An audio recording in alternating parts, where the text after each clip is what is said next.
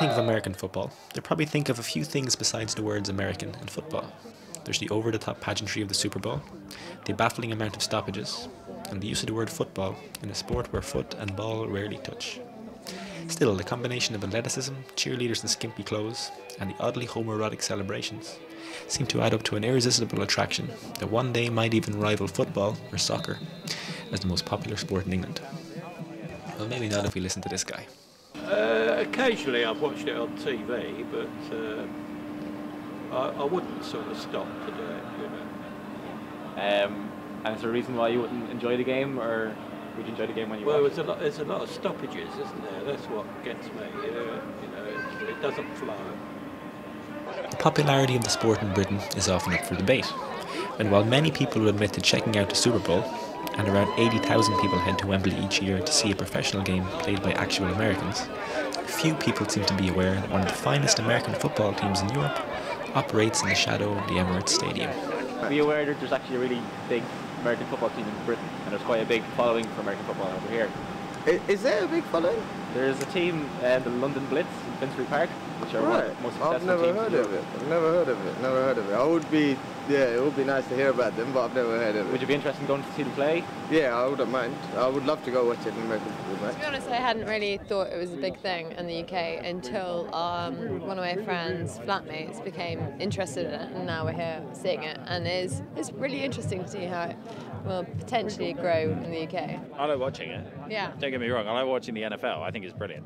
But I hadn't seen it beforehand. I haven't seen it live. So, yeah, I think it's getting bigger. It's really good. It's really enjoyable. It's better without the breaks, without the commercial breaks. It's really good. Well, it'd be nice to watch it in the UK and think that you're actually cheering it on. And it's part of it. Part of a a London team. I think it'd be really good. The London Blitz were formed back in 1984 by a few men with buckets of enthusiasm and probably little sense. After all, who in Britain was going to take to a game that didn't seem to understand the meaning of the word football? The answer was no one, at least initially. But after a move to Finsbury Park in 2005, a few nifty name changes and a whole lot of downs, the team is now one of the most successful in Europe.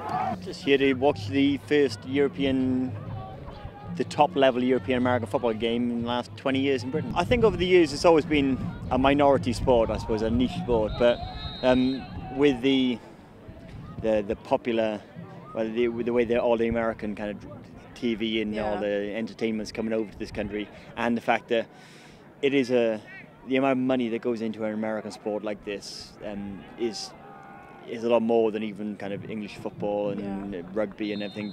So it's an exciting game to watch, even on TV, let alone if you can get to see a semi-pro game like this. The Blitz have won the Brit Bowl for the last 3 years running, and having conquered all around them at home, they've had to take their helmets and shoulder pads and try their hands somewhere else.